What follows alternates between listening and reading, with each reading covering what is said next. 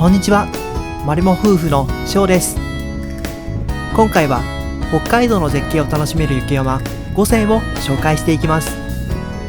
札幌から日帰り登山できてアクセスも良い山を中心に選んでいました。絶景がメインの山ということで、樹林外降路が発生する中級から上級の山を選んでいます。それでは一つ目の山は黒岳です。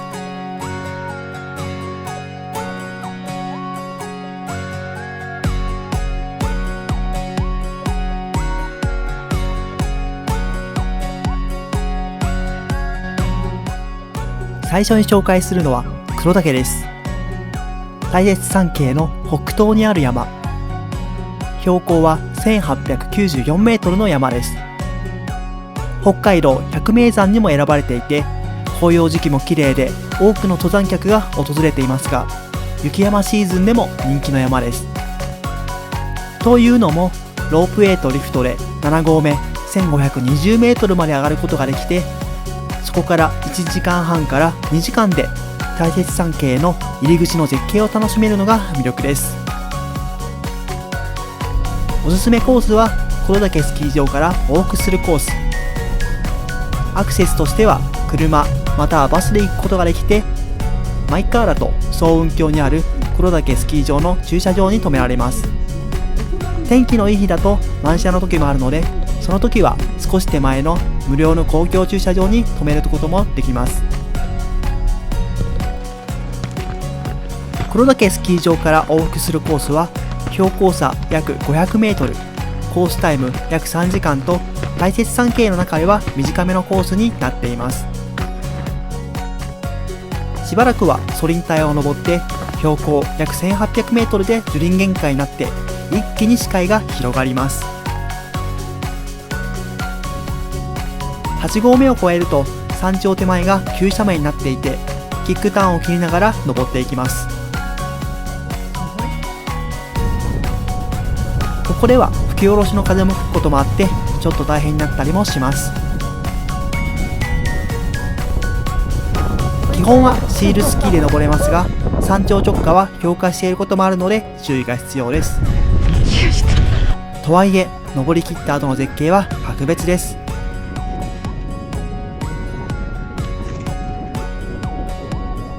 リフト終点から1時間半ほどで大雪山の入り口の絶景を見られる。これは最高ですね。帰りもバックカントリースキーを楽しめて、最後はゲレンデスキーも楽しめるという一度で2度美味しい山です。装備は基本はシールスキーで登れますが、しばらく雪が降っていなかった時は硬くなることもあるので、雪質によってはアイゼンピッケルが必要になることもあると思います。難易度は中級から上級程度。距離は短いですが、樹林限界以降に急斜面があるので、山頂へ行くなら天気を狙う必要があります。また雪質によっては雪面が硬くなることもあるので注意です。大雪の後は急斜面の雪崩にも警戒が必要ですね。まりも夫婦。2つ目の山はワイスホルンです。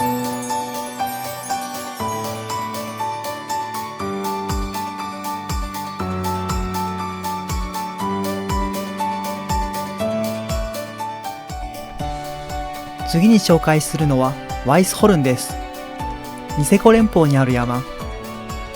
標高は1045メートルの山です。登山道がないため冬にしか行けない絶景を楽しめる山。ニセコ連峰を一望できる上にパウダースノーでスキーも最高です。おすすめコースはワイスホルンスキー場跡を往復するコース。アクセスとしてはマイカーで道道58号除雪終点まで行って5台の駐車スペースに停められます。天気のいい日は朝早くを狙った方がいいかもしれないです。ワイスホルンスキー場跡から往復するコースは標高差約600メートル、コースタイム約4時間。急斜面はなく、ゆるく登っていきます。まずは除雪終点から林道を歩いてスキー場跡へ向かいます。そこからゲレンデ跡もしくは尾根を登っていきます。キャットツアーが開催されていることもあるので邪魔にならないように登っていきます。途中のちょっとした丘からは羊蹄山やニセコ連峰を一望できます。すでに絶景ですね。標高約900メートルでゲレンデ終点となり樹林限界を迎えます。そこからワイスホルンへの稜線を歩いていきます。ゆるく登れるのでシールスキーのみで登っていけます。ピークからはニセコ連峰を一望することができます。冬にしか来られないニセコの絶景です。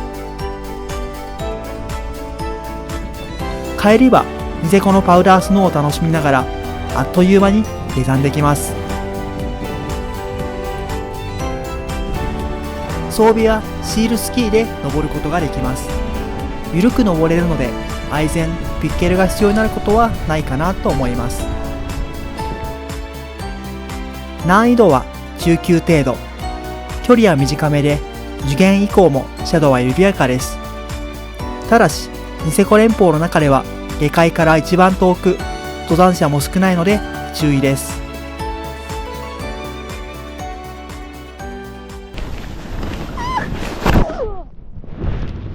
こけた。何も夫婦。3つ目の山は上富良野岳です。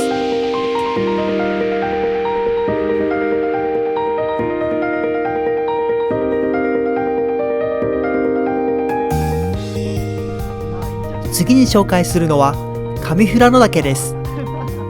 大雪山系の十勝連峰にある山で標高は1893メートルです。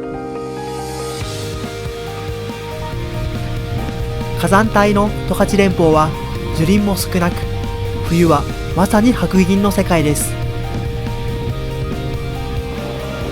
帰りは長距離のバックカントリースキーも楽しめます。おすすめコースは十勝岳温泉から往復するコース。アクセスとしては車またはバスで行くことができて、マイカーだと十勝岳温泉の公共駐車場に止められます。こちらは三段山や富良野岳など様々な山の登山口になるので、満車になる前に早めに来ることもおすすめします。十勝岳温泉から往復するコースは標高差約600メートル、コースタイム約5時間です。標高1270メートルの十勝岳温泉から沢を塗装して入山します。すぐの標高1330メートルから樹林限界となり、長距離の樹林外行動になります。晴れると十勝連峰を見渡しながら登ることができます。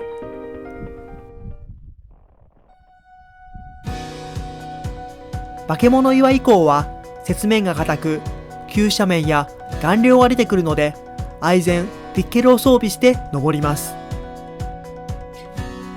真っ白な沢の上部を通過するので、雪崩判断も必須になります。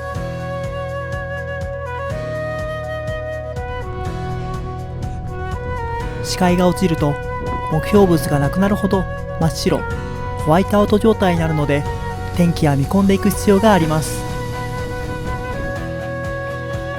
ピークに到着すると十勝岳連峰の白銀の稜線が待っています。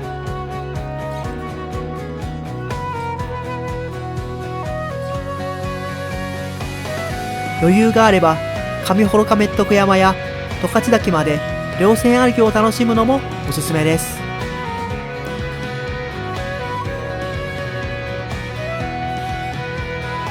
帰りは化け物岩からバックカントリースキーを楽しめます。火山帯の荒々しい十勝岳連峰が冬にはお化粧したかのように真っ白になる姿は圧巻です。ロングのスキーも楽しめるとても魅力的な山です。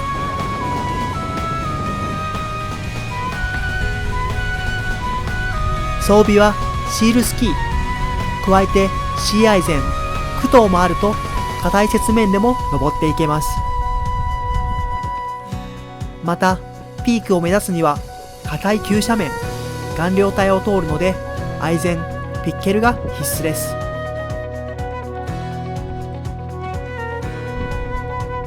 難易度は中上級から上級。ピークへ行くには難易度の高い山です。樹林外行動が長く、天気は見込んでいく必要があります。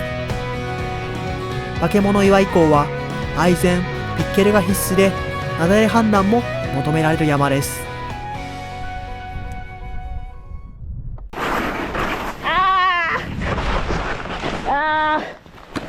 ガリやガリガリマリモ夫婦。4つ目は羊蹄山。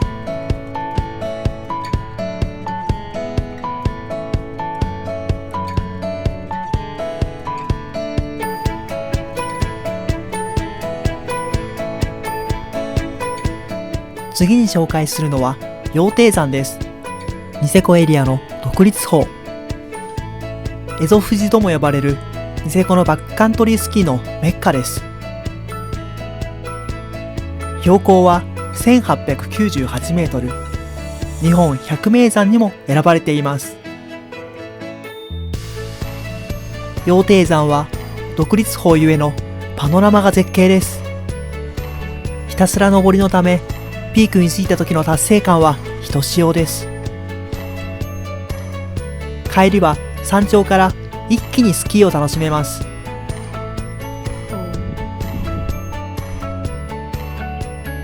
おすすめコースはマッキモコース。マッカリコースと肝別コースの中間にあるコースです。アクセスは車で公共の信用駐車場を利用できます。はじめは平地を歩いて、尾根に取り付いたらひたすら登りの熱い山です。標高約500メートルから樹林が開けて見晴らしの良い景色を楽しめます。標高約1300メートルで樹林限界。硬い雪質の時はシーアイゼンやアイゼンなど臨機応変に対応していきます。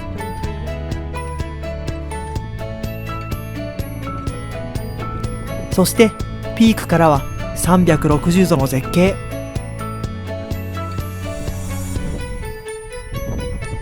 余裕がある人は内側を滑走するのもありです。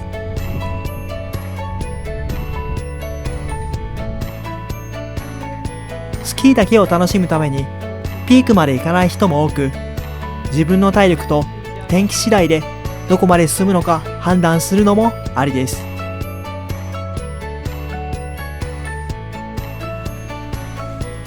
海外からも人気なパウダースノーを楽しめる羊蹄山。6コースあるので全コース制覇などいろいろな楽しみ方ができます。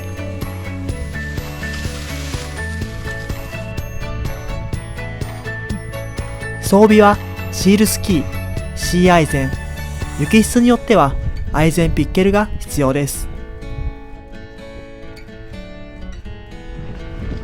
難易度は中級から上級。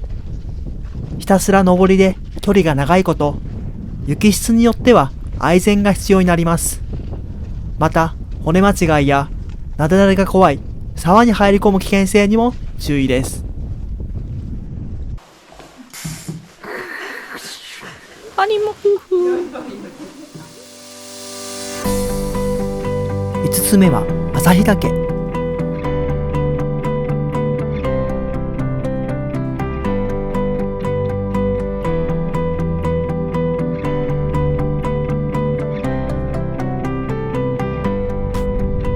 最後に紹介するのは旭岳です。大雪山系の主峰、北海道最高峰の山です。標高は2291メートル、日本百名山にも選ばれています。旭岳ロープウェイで標高約1600メートルまで上がることができます。そこから2時間ほどで北海道のてっぺんからの絶景を楽しめます。最高峰ゆえに快晴かつ無風のピークに出会えるのは稀です。おすすめのコースは旭岳ロープウェイ姿見駅から夏道尾根を往復するコース。アクセスは車またはバスで、マイカーの場合は旭岳ロープウェイ駐車場か公共駐車場を利用できます。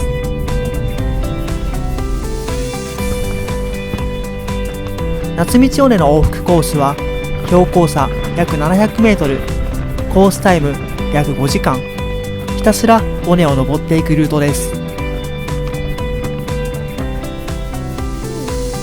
ロープウェイ姿見駅到着時点で樹林限界を超えています。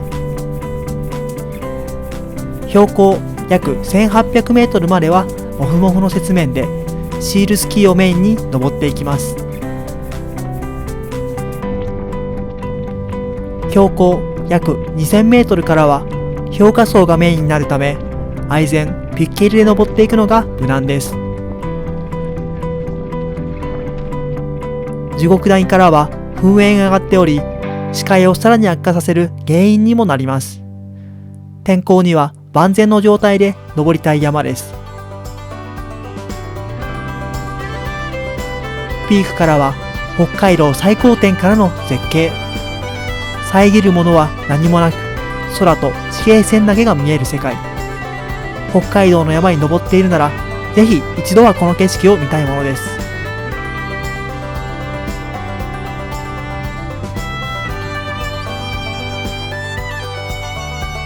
下りは地獄谷のバックカントリースキーを楽しむもよし、夏道尾根のスキーを楽しむもよしです。最後はスキー場のゲレンデを快適スキーして下山します。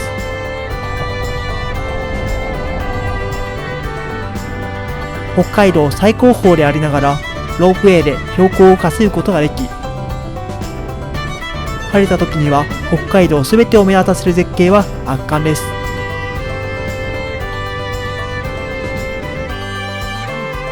装備はシールスキー、アイゼン、ピッケルが必要です。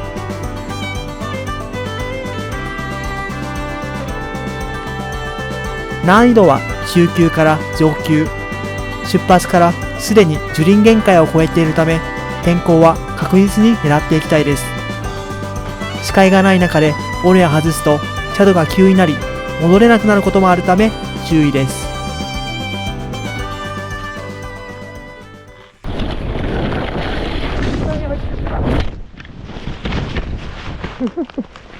マリモ夫婦。北海道の絶景の雪山5選をご紹介してきました。いかがでしたでしょうか。もっと詳しい情報を知りたいよという方にはそれぞれの登山 Vlog を載せています。概要欄リンクからぜひご覧ください。それからここもおすすめですよという山があればコメント欄でぜひ教えてください。最後までご視聴いただきましてありがとうございました。